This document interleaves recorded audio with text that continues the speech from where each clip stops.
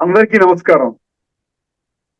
శ్రీమద్ భగవద్గీత ఆధ్యాత్మిక రహస్యాలు అనే శీర్షిక ద్వారా శ్రీ త్రినాథ్ గారు ధారావాహిక ప్రసంగం చేస్తున్నారు.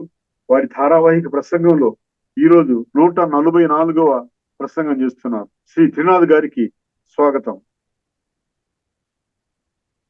శ్రీమద్ భగవద్గీత ఆధ్యాత్మిక రహస్యాలు.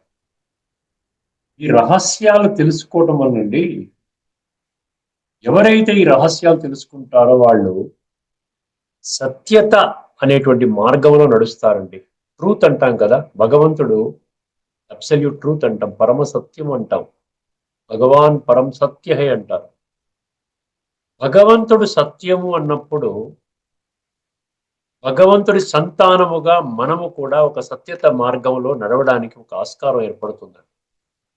ఎప్పుడైతే మనం సత్యములో నడుస్తామో, సత్యత ఆధారంగా మన జీవితాన్ని తీర్చిదిద్దుకుంటామో, అప్పుడు మనలో ఒక అద్భుతమైనటువంటి గుణం వస్తుందండి. అది 16వ అధ్యాయంలోని 16వ అధ్యాయం మొదటి 3 శ్లోకాలు ఏవైతే ఉన్నాయో, 16:1, 16:2, 16:3, 26 దివ్య గుణాల యొక్క చర్చ జరిగిందండి. అందులో మొట్టమొదటి దివ్య గుణం ఏంటంటే అభయం అంటాడు. అభయం అంటే ఫియర్లెస్నెస్, నిర్భయత్వము. అర్థమైందండి, మనం భయం ఉండదు. ఎందుకంటే మనం సత్యమైన మార్గం నడుస్తున్నాం కదా. ఎవరు ఏమైనా అంటారా, వాళ్ళు ఏమైనా అనుకుంటారా, ఎందుకంటే భగవంతుడు చెప్పినటువంటి మాటలను ఎప్పుడైతే మన బుద్ధిలో కూర్చోబెట్టుకుంటామో ఎవ్వరికి భయపడాల్సిన పని లేదండి. ఎందుకంటే అందులో భగవంతుడు చెప్పిన మాటలు కాబట్టి, అది కూడా సత్యత ఆధారంగా చెప్పిన మాటలు కాబట్టి ప్రతి ఒక్కరూ సత్యత ముందు తలదించుకోవాల్సిందేనండి.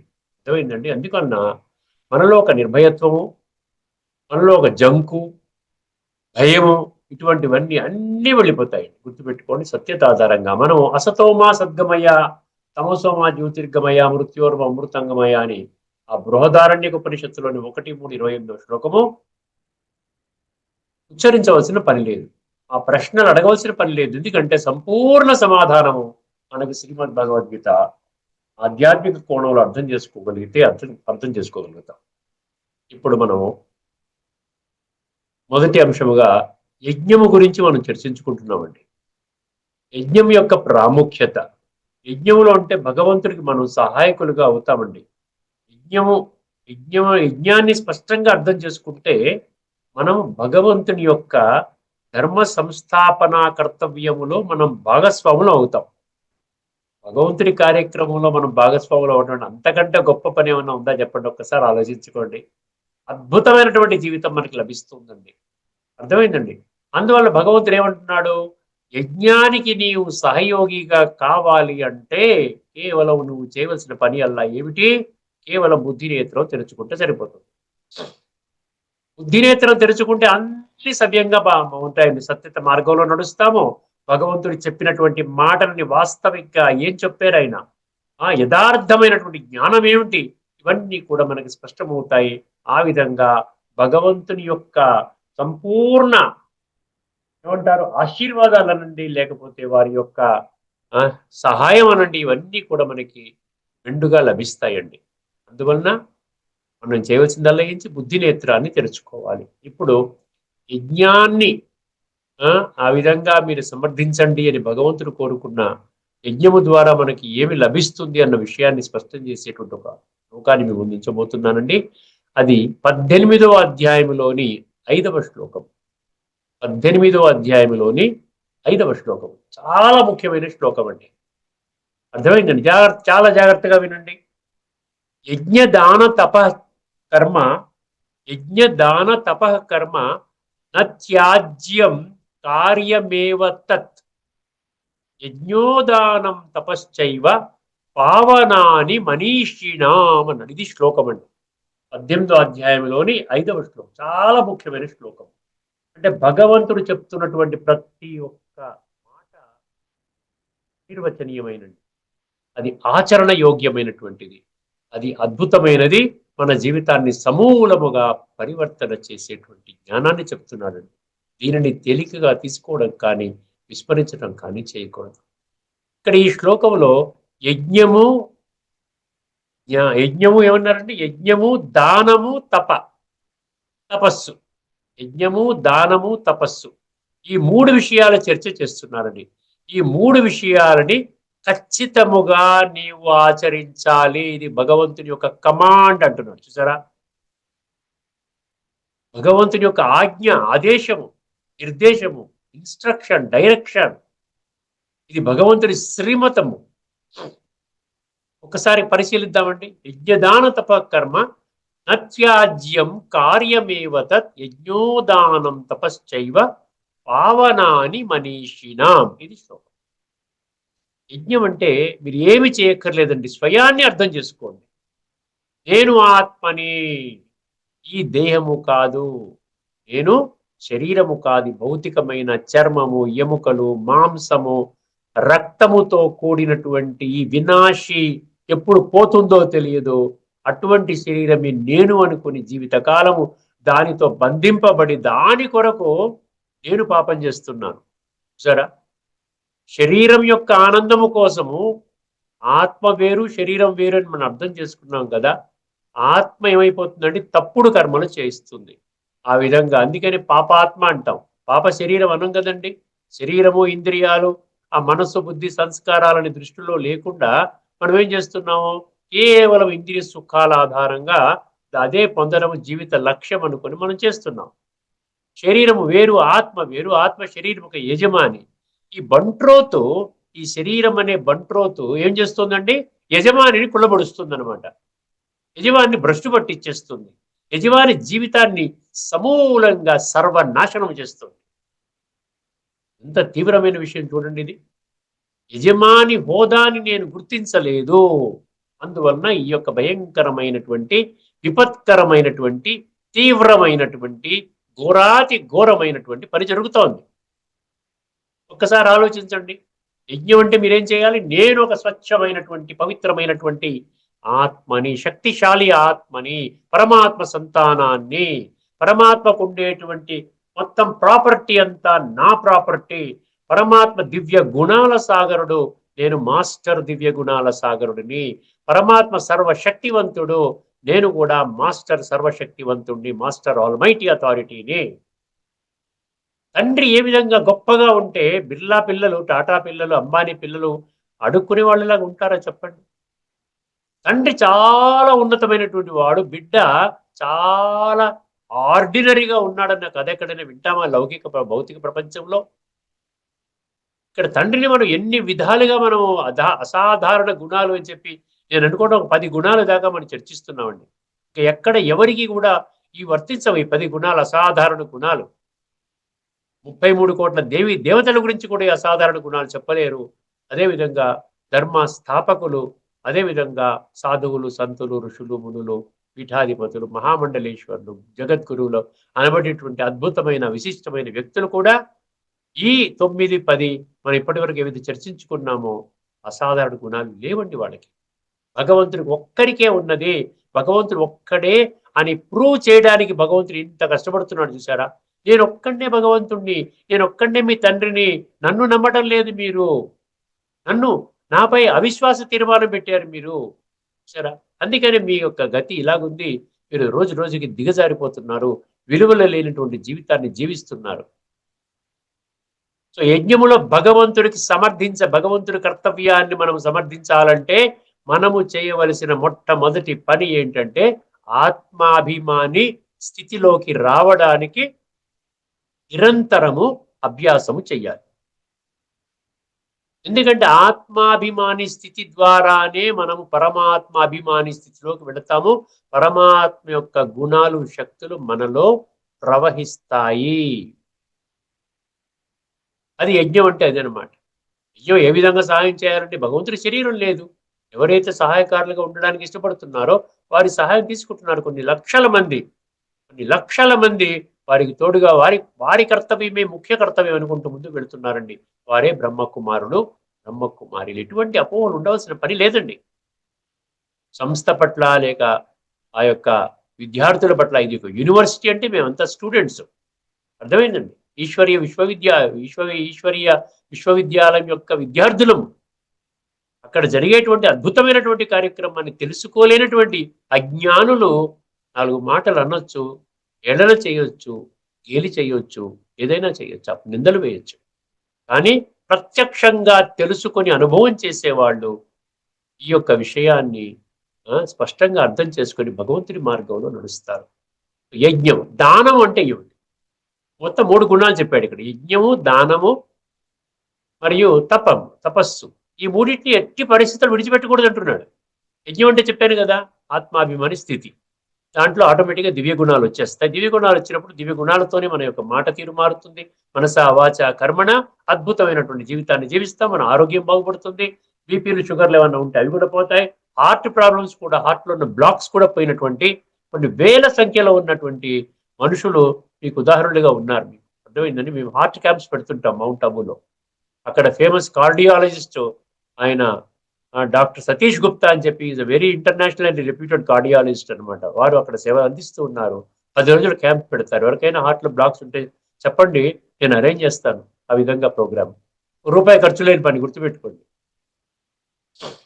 మనం ఏదో మన బైపాస్ సర్జరీ అని 3 లక్షలు, 4 లక్షలు, 10 లక్షలు ఖర్చు పెట్టుకొని ఆ విధంగా నేను ఏదో హార్ట్ ప్రాబ్లంతో ఉన్నాను, ఏమీ కాదు. మొట్టమొదటి రోజు చాలా బాధతో వస్తారు. తర్వాత ఆఖరి రోజు డ్యాన్స్ చేస్తారు. అర్థమైందండి? డ్యాన్స్ చేస్తారు. వచ్చిన పేషెంట్స్ అందరూ కూడా డ్యాన్స్ చేసి ఆ విధంగా అద్భుతం అండి, అమోఘం అండి అని మెచ్చుకుని వెళ్తారు. మౌంట్ ఆబుకి వెళ్ళండి ప్రతి ఒక్కరు కూడా. నేను ఒక 100 సార్లు పైన వెళ్ళాను ఇప్పటిదాకా, గత 30 సంవత్సరాలుగా. ఇప్పటికీ కూడా ప్రతి సంవత్సరం 2-3 సార్లు ఖచ్చితంగా వెళ్తాం. ఎందుకంటే అద్భుతాలు జరుగుతున్నటువంటి విషయాన్ని మనం గమనించాలంటే ప్రత్యక్షంగా వెళ్ళాలి. వెళ్ళి అర్థం చేసుకోవాలి. ఏంటి ప్రతిదానికి వెళ్ళట్లేదా? ఓ పెళ్లికి, పేరటానికి వెళ్ళట్లేదా? ఏదైనా తీర్థయాత్రకు వెళ్ళట్లేదా? గుడికి, గోపురానికి వెళ్ళట్లేదా? ఇది కూడా ఇదే కదా. భగవంతుడు స్థాపన చేసినటువంటి సంస్థ ఎలాగుంటుంది నిజంగా తెలుసుకోవాలనే ఉత్సుకత మీలో కలగటం లేదా? కలిగిన వాళ్ళు తప్పకుండా వెళ్ళండి మీకు దగ్గరలో ఉన్న సేవా కేంద్రానికి. ఇక్కడ యజ్ఞము, దానం అంటే ఏం చెప్పండి? దానం అంటే మనము స్థూలంగా మనం అనుకుంటాం. చెప్పాను కదా, భూదానము, గోదానము, లేకపోతే అన్నదానము, వస్త్రదానము, ధనదానము, ఇదంతా స్థూలం అండి. ఈ స్థూల దానం గురించి చెప్పటం లేదు భగవంతుడు. అసలు భగవద్గీత స్థూల గ్రంథము కాదది. ధార్మిక గ్రంథం ప్రకారంగా అది దాన్ని స్థూల గ్రంథంగా మనం చేసుకున్నాం. కానీ భగవద్గీత దాన్ని ఆ విధంగా చెప్పలేదు కదా. భగవద్గీత సర్వశాస్త్రమై శిరోమణి అంటే మిగతా ధర్మ గ్రంథాలన్నీ కూడా స్థూలం కాదు, అన్ని సూక్ష్మమే, అన్ని ఆధ్యాత్మికమే. అర్థమైందండి? 10వ అధ్యాయంలో 32వ శ్లోకం మాటి మాటికి చెప్తున్నాను, ప్రతి ఎపిసోడ్లో చెప్తున్నాను. అధ్యాత్మ విద్యానాం అన్నాడు. ఆధ్యాత్మిక విద్య, సర్వ విద్యలలోకి నేను బోధించే విద్య ఆధ్యాత్మికం అని భగవంతుడు చెప్పిన తర్వాత మనుషులు చెప్పిన మాటలు గొప్పవా, భగవంతుడు చెప్పిన మాటల్ని మనం విశ్వసించాల్సిన అవసరం లేదా? ఒక్కసారి బుద్ధి నేత్రాన్ని తెలుసుకుని ఆలోచించండి. సో ఇక్కడ దానం అంటే ఏం చేయాలి? మనం దానం అంటే ఏం చేయాలి? సూక్ష్మంగా మనం దానం చేయాలంటే ఏమి చేయక్కర్లేదండి. మీరు ముందుగా గుణాలను ధరించండి, గుణాలను ధారణ చేయండి. దివ్య గుణాల స్వరూపుడు సాగరుడు అంటున్నాం పరమాత్మని, సర్వశక్తివంతుడు అంటున్నాం కదా. అలాంటప్పుడు ఆ శక్తులు, గుణాలు మీలో నింపుకోండి ముందు. తర్వాత మీరేం చేయాలి? ఆ శక్తులను, గుణాలను దానం చేయండి. మీరు ఆత్మాభిమాని స్థితిలోకి రండి. దేహాభిమాని స్థితిని విడిచిపెట్టండి. ఆత్మాభిమాని స్థితిలోకి వచ్చిన తర్వాత మీరేం చేస్తారు? మరి ఆత్మని అభ్యాసం చేయడం చాలా తేలిక. దానము అంటే గుణదానము, శక్తుల దానము, అదేవిధంగా ఆధ్యాత్మిక చింతన ఏదైతే మీరు చేస్తున్నారో దాని నుండి మీ యొక్క జీవితం ఎలాగ పరివర్తన అయ్యిందో ఆ పరివర్తన మిగతా వాళ్ళకు కూడా, వివిధ ధర్మాలకు, జాతులకు, భాషలకు, దేశాలకు చెందినటువంటి వాళ్ళు ఉన్నారు. అర్థమైందండి? ఇక్కడ దానం అంటే ఏం చెప్పామండి? గుణదానము, శక్తుల దానము. ముఖ్యమైనటువంటి విషయం ఏంటంటే జ్ఞానదానం. ఎందుకంటే ఇక్కడ మనం జ్ఞానులుగా తయారవుతాం. జ్ఞాని అంటే ఆత్మ అనుభవం. జ్ఞాని అంటే దేహము, ఈ శరీరము ఆత్మ యొక్క బంట్రోతు, ఆత్మ ఈ శరీరముకి యజమాని, ఆ విధంగా అర్థం చేసుకుని ఆత్మానుభూతి స్థితిలోకి వెళతారు. కాబట్టి అది దాన్నే జ్ఞానం అని భగవంతుడు నిర్వచించారు. కాబట్టి ఆ జ్ఞానాన్ని దానం అంటే ఏం చెప్పి జ్ఞానదానము చెయ్యాలి. అర్థమైన జ్ఞానదానం చేయాలి. ఇది సూక్ష్మంగా ఆత్మజ్ఞానం చెప్పడం అనమాట. నెక్స్ట్ యజ్ఞము, దానము, తపస్సు అన్నాడు. తపస్సు అంటే ఏంటి? తపహ, తప్పకర్ణ అంటాడు హిందీలో. తప్పకర్ణ అంటే ఏంటి? ఒక ఆధ్యాత్మిక ఒక డిసిప్లిన్లోకి రావడం అనమాట. ఇప్పుడు ఎన్నో మనకి చెప్తూ ఉంటారు, ఏమండి సాత్విక ఆహారము తీసుకోవాలి. అమ్మో నేను నాన్ వెజిటేరియన్ తిన్న మానేయాలా? అంటే అక్కడ ఏమైపోయింది, మీరు ఒక చేంజ్ అనమాట, ఒక షిఫ్ట్ అనమాట. From non vegetarian diet to pure vegetarian సాత్విక ఆహారం. అసలు ఆహారం 3 రకాలుగా ఉంటుందని 17వ అధ్యాయంలో వివరించడం జరిగింది భగవంతుడే. అన్ని చెప్పాడు భగవంతుడు భగవద్గీతలో. సాత్విక ఆహారం అంటే ఏమిటి, రాజసిక ఆహారం అంటే ఏంటి, తామసిక ఆహారం అంటే ఏంటో కూడా చెప్పాడు. ఎందుకు చెప్పాడు ఆయన, అవసరం ఏంటి? మీరు సాత్వికంగా మారాలని కదా, సాత్వికంగా మారిన వాళ్ళే సత్యుగంలోకి వస్తారు. అర్థమైంది. అందుకని ఇక్కడ తపన అంటే ఏంటి? మనని మనము కొద్దిగా శరీరానికి ఇబ్బందికరమైనప్పటికీ కూడా దానిని మన జీవితంలో ఆచరణ చేయడం అన్నమాట. అది తపస్సులో ముఖ్యమైనటువంటి భాగం. బ్రహ్మ ముహూర్తంలో లేచి భగవంతుని ధ్యానం చెయ్యాలి అని చెప్తారు. అంటే మామూలుగా 7ంటికి 8ంటికి లేచేవాడు ఒక్కసారి 3:30 4ంటికి లెగాలంటే కష్టమే. కానీ దాని నుండి వచ్చే ప్రాప్తులు ఎప్పుడైతే అర్థం చేసుకున్నారు, ఇప్పుడు బ్రహ్మకుమారులందరికీ ఎన్నో లక్షల మందిలో ఆల్మోస్ట్ 95%, ఆల్మోస్ట్ 95%, ఎక్కడో దగ్గర కొంచెం ఏజ్ సహకరించక, లేకపోతే ఇదే విధంగా వేరే రకరకాల ఏదన్నా అనారోగ్య పరిస్థితుల్లో ఉంటే వాళ్ళు ఏమన్నా చేస్తారు చేయలేదు. కానీ 95% వీళ్ళంతా ఉదయం 4 నుంచి 5 వరకు ధ్యానం చేస్తారు. సాయంకాలం మళ్ళీ 6:30 నుంచి 7:30 వరకు ధ్యానం చేస్తారు. గంటకి 1 నిమిషం పాటు ఒక మ్యూజిక్ వస్తుంది. దాంట్లో మళ్ళీ పరమాత్మని స్మృతి చేస్తారు. నిరంతరము పరమాత్మని తోడు పెట్టుకుంటారు. భగవద్గీతలో సదా సతతము నిత్యం అన్నాడు చూసారా, అది ఆచరణలోకి తీసుకొస్తున్నారు. కేవలం ఒక అరగంట పావుగంట మనం భగవంతుని ధ్యానం చేసుకున్నాం, ఇంకా మర్చిపోవచ్చు, మళ్ళీ ఉదయం 24 గంటల తర్వాత మళ్ళీ పూజ చేసుకోవచ్చు కాదండి. అక్కడ ఇన్ఫ్లుయెన్స్ ఓన్లీ అరగంట పాటే మీకు భగవంతుడి ఇన్ఫ్లుయెన్స్ ఉంటుంది. మళ్ళీ 23 గంటల 30 నిమిషాలు ఎవరి ఇన్ఫ్లుయెన్స్ ఉంటుంది? రావణాసురుని ఇన్ఫ్లుయెన్స్ ఉంటుంది, నెగటివ్ ఇన్ఫ్లుయెన్స్ ఉంటుంది. అందువల్లనే దానివల్లనే ఆ ఇన్ఫ్లుయెన్సే మనకి ఎక్కువగా ప్లే చేస్తూ ఉంటుంది. మన మంచి కర్మలు, మంచి మాటలు, మంచి సంకల్పాలు చేయనివ్వకుండా చేస్తుంది. సో దానము, తపహ అంటే అదనమాట, మన డిసిప్లిన్. ఇప్పుడు మామూలుగా భక్తి మార్గంలో ఏం చేస్తారు చెప్పండి? తపహ అంటే భక్తి మార్గంలో కూడా తపస్సు చేస్తారు. ఏం చేస్తున్నారు? ఫిజికల్ గా మనం చూసినట్లయితే వాళ్ళు ఫాస్టింగ్ చేస్తారు. అర్థమైందండి? ఇక్కడ కూడా ఫాస్టింగే. ఆధ్యాత్మిక మార్గంలో కూడా ఫాస్టింగే. ఏం ఫాస్టింగ్ చేయాలి? నెగిటివ్ సంకల్పాల ఫాస్టింగ్ చేయాలి. చెడు మాటలు మాట్లాడడం ఫాస్టింగ్ చేయాలి. అర్థం ఇదంతా కూడా అనమాట. ఉపవాసం, జాగరణ అంటారు. అక్కడ రాత్రంతా మేలుకుంటారు. ఇక్కడ జాగరణ ఏంటి? జాగరూకత, అలర్ట్ గా ఉండడం అన్నమాట. అందుకని అక్కడ ఏం చేస్తారు? మౌనం పాటించండి అంటారు. ఇవన్నీ కూడా తపస్సులో భాగాలండి. మౌనం పాటించడం అంటే కష్టం అండి. ఈ రోజున మాట్లాడి అలాగా మాట్లాడడం అంటే ఎంతో ఇష్టపడతాం. ఒక్కసారి మౌనంగా ఉండండి, 1 నిమిషం కూడా మౌనంగా ఉండలేము. ఇక్కడ ఏంటంటారు? మౌనమే ప్రధానం అంటారు. ఎందుకంటే మౌనము ఆత్మ యొక్క భాష. మౌనం అంటే యాబ్సెన్స్ ఆఫ్ సౌండ్ కాదండి, స్టిల్నెస్ ఆఫ్ ద మైండ్ అంటారు. మనసు యొక్క స్థిరత్వం, మనసులో ఉన్నటువంటి ఆలోచనలన్నీ స్థిరంగా ఒకటే వైపు, ఒకటే కోణములో పరమాత్మక స్మృతిలో ఉంటాం. మన పనులన్నీ మనం చేసుకుంటాం. నిరంతరము మనం పనులు చేయాలి, భగవంతుని యొక్క స్మృతి చేయాలంటే అది కేవలము యోగము ద్వారానే అవుతుంది. కానీ ఈ విధంగా భౌతిక లౌకిక విధానంలో అవదండి. సో యజ్ఞదాన తపశ్చైవ, అందుకని ఏమంటున్నాడు? ఈ 3ంటిని నీవు విడిచిపెట్టకూడదు అంటున్నాడు. యజ్ఞదాన తపశ్చైవ నత్యాజ్యతే అన్నాడు. నత్యాజ్యం కార్యమేవ తత్, నీ యొక్క కర్మలలో ఈ 3ంటిని విడిచిపెట్టకూడదు, ఖచ్చితంగా నీవు పాటించాలి. ఎందువలన? ఆ 3వ పంక్తి 4వ పంక్తిలో స్పష్టం చేస్తున్నాడు. ఎందువలన నేను పట్టుకొని కూర్చోవాలి? యజ్ఞము, దానము, తపస్సు అంటే ఏం చెప్తున్నాడు? యజ్ఞదాన తప కర్మ, యజ్ఞోదానం తపశ్చైవ పావనాని మనీషినాం అన్నాడు. యజ్ఞోదానం తపశ్చైవ పావనాని మనీషినాం అన్నాడు. ఇక్కడ మనీషినాం అన్నాడు, గుర్తుపెట్టుకోండి. మనీషినాం అంటే ఏమిటి? మనిషి అంటే ఏమిటి? మనిషి అంటే 850 కోట్ల మనుషులండి. అందులో మనీషులు అంటే వైజ్ పీపుల్ అన్నమాట. అంటే జీవితాన్ని చాలా ఉద్ధరించుకోవాలనేటువంటి ఒక పర్ఫెక్ట్ లక్ష్యముతో అర్జునులు అన్నమాట. మనం మహాభారత కథలో చెప్పుకోవాలంటే పాండవుల్లో ఉన్నటువంటి అర్జునుడి క్యారెక్టర్ అన్నమాట. తపన అన్ని పొందాలి, మంచి విషయాలు తెలుసుకోవాలి. భగవంతుడు ఇన్ని వందల శ్లోకాల ద్వారా చక్కటి ఆధ్యాత్మిక జ్ఞానాన్ని ఇస్తున్నాడు. సో ఆ విధంగా, అటువంటి విధంగా మారేటువంటి వాళ్ళని మనీషి అంటారు. నీకు దీర్ఘం పెడతారు. మనిషి మామూలు వాడు. మనీషి అంటే ఆ విధంగా ఒక దైవత్వంతో కూడుకొని ఆ విధంగా తన జీవితాన్ని పరివర్తన చేసుకునేటువంటి విధానంలోకి వచ్చినటువంటి అటువంటి వాళ్ళకి కూడా, అటువంటి వాళ్ళని ఏం చేస్తుందంటే ముందు ఆ మనిషి నుంచి మనిషిగా మారాలి. ముందు మనం అప్పుడు అటువంటి వాళ్ళకి ఏమవుతుంది? యజ్ఞోదానం తపశ్చైవ పావనాని అన్నాడు. పావనాని మనీషినాం అంటే ఆత్మని పావనం చేస్తుందిరా నాయనా. ఆత్మశుద్ధి లేని ఆచారం అది ఎలా అనుకోవటం కాదు, ఆత్మని శుద్ధి చేసుకోవాలి.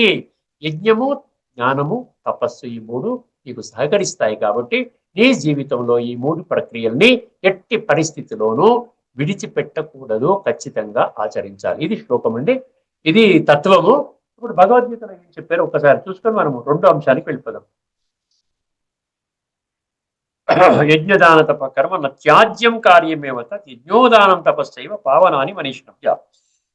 జాగ్రత్తగా వినండి. యజ్ఞదాన తపశ్చర్యాది కర్మలు త్యజింపదగవు, అవి అవశ్యము అనుష్ఠింపదగినవి. అంటే మనకి యజ్ఞము, దానము, తపస్సు తెలియదు కాబట్టి ఏమిటి అసలు ఏంటి, నేనేం చేయాలి, మూడు పట్టుకుని ఏం చేయాలి అర్థం కాలేదు, అందుకే విడిచిపెట్టేశాం. పఠన, పారాయణ, శ్రవణ, ప్రచార ప్రసారం చేసుకుంటూ ఉన్నాం. యజ్ఞదాన తపశ్చర్యాది కర్మలు త్యజింపదగవు, అవి అవశ్యము అనుష్ఠింపదగినవి. ఏలనన యజ్ఞదాన తపస్సులు అను ఈ మూడు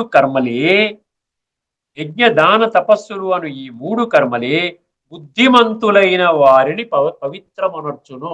అందరినీ పవిత్రమనర్చుదండి. బుద్ధిమంతులైన వారికి మాత్రమే తెలుస్తుంది అసలు యజ్ఞం అంటే ఏమిటి, దానం అంటే ఏమిటి, తపస్సు అంటే ఏమిటి వాళ్ళకి తెలుస్తుంది. తెలిసిన వాళ్ళు ఆ పరివర్తన దిశగా వెళ్తారు, ప్రయారిటీస్ మార్చుకుంటారు. ఒక అరగంట నిద్ర తగ్గించుకుంటారు, ఒక అరగంట టీవీ చుట్టూ తగ్గించుకుంటారు, ఒక అరగంట పిచ్చాపాటి మాట్లాడుకోవడం తగ్గించుకుంటారు, అందులో ఒక గంట టైం తీసుకుంటారు, ఆత్మజ్ఞానం కోసం ఆ సమయాన్ని పెడతారు. సమయం లేదు, బిజీగా ఉన్నాం అనేది అంత దానివల్ల ఉపయోగం లేదండి. అర్థమైందండి? ఇప్పుడు ఇదనమాట. ఏం చెప్పారు? ఈ మూడు కర్మలే బుద్ధిమంతులైన వారిని పవిత్రమునర్చును. అంటే ఇక్కడ మనీషిన అంటే బుద్ధి నేత్రాన్ని జాగృతి చేసుకున్న వాళ్ళు అని అర్థం. ఇప్పుడు మనం రెండో అంశంలోకి వెళ్ళిపోదామండి. రెండో అంశం మనం ఏం చర్చించుకుంటున్నాము? ఒకసారి ఆ సబ్జెక్ట్ మనం అర్థమవుతే ఏం చర్చించుకుంటున్నాం అంటే భగవంతుడు జనన మరణ రహితుడు. ఎందుకంటే ఆ శ్లోకాన్ని బాగా విశ్లేషణ చేసినప్పటికీ నేను ఆ టాపిక్ మర్చిపోయాను. అర్థమైందండి? భగవంతుడు ఈ అంశం తీసుకున్నాం కదా, గత 2-3 ఎపిసోడ్స్ నుంచి చర్చించుకుంటున్నాం కదా. జనన మరణ రహితుడు, నిరాకారుడు, జ్యోతి స్వరూపుడు, సదా పావనుడు, సర్వశక్తిమంతుడు, దివ్య గుణాల సాగరుడు, భగవంతుడు పరమ సత్యము, విశ్వాత్మలందరికీ తండ్రి. అందుకనే ఆయన జనన మరణ చక్రంలోకి రాడు కాబట్టి సదా పావనుడు అన్నారు. ఎప్పటికీ ఉంటాడు, వారు చనిపోరు. భగవంతుడికి మరణము లేదు. ఎందుకు మరణము లేదు అంటే వారికి మృత్యు కూడా లేదు, వారికి జననం కూడా లేదు. మరణం ఎవరికి ఉంటుంది? జన్మించిన వాడికి మరణం ఉంటుంది. అర్థమైందండి? ఇప్పుడు ఒకసారి మీకు ఏ శ్లోకం తీసుకెళ్తున్నానంటే మరొక అదే విషయాన్ని స్పష్టం చేసేటువంటి శ్లోకము 4వ అధ్యాయంలోని 6వ శ్లోకం. 4వ అధ్యాయంలోని 6వ శ్లోకాన్ని మీరు గమనించండి. చాలా చక్కగా మీకు ఈ రెండు విషయాలు, జననము లేదు నాకు, మరణము లేదు అన్న శ్లోకాలు మీ ముందుకు తీసుకొని వస్తున్నానండి. అదేవిధంగా జననము లేదు అన్న శ్లోకాలు కూడా తీసుకొస్తాను, మరణము లేదు అన్న శ్లోకాలు కూడా తీసుకొస్తాను విడివిడిగా. ఒక దగ్గర అజో అంటారు, ఇంకో దగ్గర అవ్యయ అంటాడు. అవ్యయ అంటే నాకు మరణం లేదు, అజో అంటే నాకు జననం లేదు. ఇప్పుడు ఈ శ్లోకంలో రెండు ఉన్నాయి. ఒక్కసారి శ్లోకాన్ని వినండి. అజో అపి సన్నవ్యయాత్మ భూతానాం ఈశ్వరో అపి సన్. అజో అపి సన్ అవ్యయాత్మ భూతానాం ఈశ్వరోపి సన్ ప్రకృతిం స్వాం అధిష్టాయ సంభవామి ఆత్మమాయయా. ప్రకృతిం స్వాం అధిష్టాయ సంభవామి ఆత్మమాయయా. ఇది శ్లోకం అండి. ఒక్కసారి పదవిచ్ఛేదన చేసుకుంటే మనకి ఇంకా స్పష్టమవుతుందండి. అజో అపి సన్ అవ్యయాత్మ. ఇక్కడ అవ్యయము వచ్చింది, అజో అంటే అజన్మ వచ్చింది. నేను జనన మరణ రహితుడు అయినప్పటికీ అజో అపి సన్ అవ్యయాత్మ భూతానాం ఈశ్వరో అపి సన్. చూసారు, ఇక్కడ చాలా అద్భుతంగా భూతానాం అనే పేరు ఎక్కడైనా భూత అనే పేరు వచ్చింది అంటే ఏమంటే 850 కోట్ల మంది మనుషులు అని అర్థం చేసుకోండి, పరమాత్మ సంతానము. భూతానాం అంటే పంచతత్వాల పంచభూతాలతో చేయబడినటువంటి ఈ యొక్క ఒక బొమ్మని ధరించి ఈ బొమ్మ ఈ మనిషి దేహం అనేటువంటి బొమ్మని ధరించి పాత్రని అభినయిస్తున్నటువంటి వాళ్ళందరూ కూడా, ఎందుకంటే భగవంతుడికి దేహం లేదు. అందుకని భగవంతుని విదేహి అంటారు, విచిత్ర అంటారు. విచిత్ర అంటే చిత్రము లేదు, విదేహి అంటే దేహం లేదు. అర్థమైందండి. ఆ ప్రకృతిం స్వాం అధిష్టాయ సంభవామి ఆత్మమాయ. నాకు ప్రకృతి సొంత ప్రకృతి లేదు కాబట్టి నేను ఆత్మమాయ అంటే స్వయం యొక్క మాయ, నేను క్రియేట్ చేసుకున్న మాయ. అర్థమైందండి. ఈ మాయ ప్రకారంగా నేను ఎప్పుడు ఈ సృష్టి మీద అవతరించాలో ఆ సమయంలో వచ్చి నేను ఈ యొక్క మనుషులందరూ నా బిడ్డలైనటువంటి 850 కోట్ల మంది వాళ్ళకి జ్ఞానోదయం చేస్తాను. అజో ఇప్పుడు ఒకసారి చాలా జాగ్రత్తగా వినండి. మరొకసారి అజో అపి సన్ అవ్యయాత్మ జనన మరణ చక్రానికి అతీతుణ్ణి భూతానాం ఈశ్వరోపి సన్. ఇక్కడ ఈశ్వర అనే పదం వచ్చింది చూసారా? భగవద్గీతలో ఈశ్వర, పరమేశ్వర, యోగేశ్వర, మహేశ్వర అన్న పదాలు 26 శ్లోకాల్లో ఉన్నాయి. నేను మొత్తం అంతా 574 శ్లోకాలు ఎనలైజ్ చేసేసాను. నా దగ్గర మొత్తం అంతా చరిత్ర అంతా ఉంది నా ల్యాప్టాప్లో. అసలు ఎవరు ఏ ప్రశ్న వేసినా నేను భగవాను వాచ ఆధారంగా మీకు సమాధానం చెప్పడానికి సిద్ధంగా ఉన్నాను.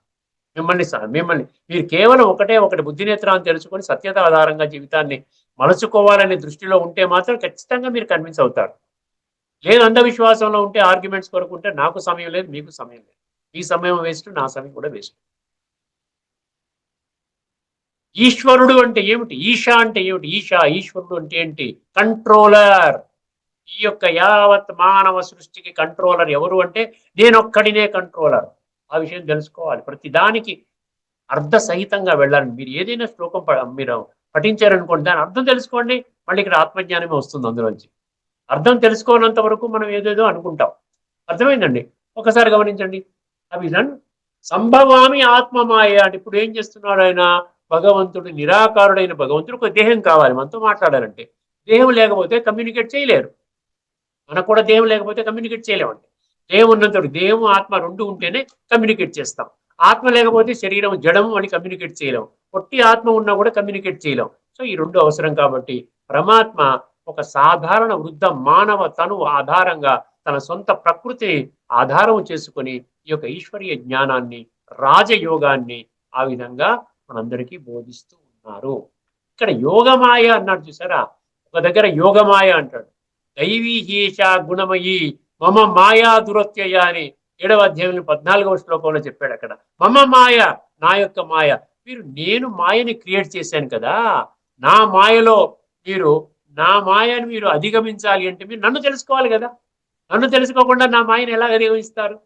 దైవీహేషా గుణమయి మమ మాయ దురత్యయ, దాని అసంభవము. దేహభ్రాంతిలో ఉంటే మీరు ఆ మాయని అధిగమించడం అసంభవము. నేను చెప్పిన ఈ విధంగా నన్ను మీరు తెలుసుకున్నప్పుడే ఆ మాయని మీరు జయించి మీరు నా యొక్క మార్గంలోకి వస్తారు. అలాగా మనకి ఈ శ్లోకంలో స్పష్టంగా తను ఏం చెప్పాడు? నేను జనన మరణ చక్రానికి అతీతుడిని. శ్లోకంలో 4వ అధ్యాయంలోని ఈ యొక్క దీంట్లో ఏమిచ్చారో చెప్పుకొని మనం యొక్క ఎపిసోడ్ని ముగించుకుందామండి. తదుపరి ఎపిసోడ్లో మరో 2 శ్లోకాలు తీసుకొని మేము ముందుకు వస్తానండి. అనేక శ్లోకాలు ఉన్నాయండి గీతలో స్పష్టంగా. అంటే కేవలం మన బుద్ధి నేత్రాన్ని తెలుసుకుని సత్యత ఆధారంగా మన జీవితాన్ని మలుచుకోగలిగితే మన జీవితం ధన్యమవుతుందని 3 పువ్వులు 6 కాయలు. 4, 6 అజోపసన్యం. నేను జన్మరహితుడిని, నేను జన్మరహితుడను, నిత్యుడను. జన్మరహితుడు కాబట్టి ఎప్పటికీ ఉంటాడు. నిత్యుడను, సమస్త ప్రాణులకు ఈశ్వరుడును. అర్థమైందండి. అయినను నా ప్రకృతిని అధీనములో నుంచుకొని నా యోగమాయచే అవతరించుచుందును. భగవంతుడు ఎక్కడైనా అబద్ధం ఆడతాడో చెప్పండి? ఆ విధంగా ఆయన కర్తవ్యం గుప్తంగా జరుగుతూ ఉన్నది. కాబట్టి మీరందరూ ఈ విషయాన్ని అర్థం చేసుకొని మీ యొక్క జీవితాన్ని అద్భుతంగా తయారు చేసుకుంటారని మనస్ఫూర్తిగా భావిస్తున్నాను. ఇక్కడితో ఈ చర్చను ముగిద్దామండి. తదుపరి ఎపిసోడ్లో మళ్ళీ కలుసుకునేంత వరకు అందరికీ నమస్కారము. లోకా సమస్తా సుఖినో భవంతు. ఓం శాంతి. శ్రీమద్ భగవద్గీత ఆధ్యాత్మిక రహస్యాలు అనే శీర్షిక ద్వారా శ్రీ త్రినాథ్ గారు జనన మరణ రహిత విధానాన్ని, రహిత తత్వాన్ని, తాత్విక రహస్యాలను విశ్లేషించారు. వారికి ధన్యవాదాలు.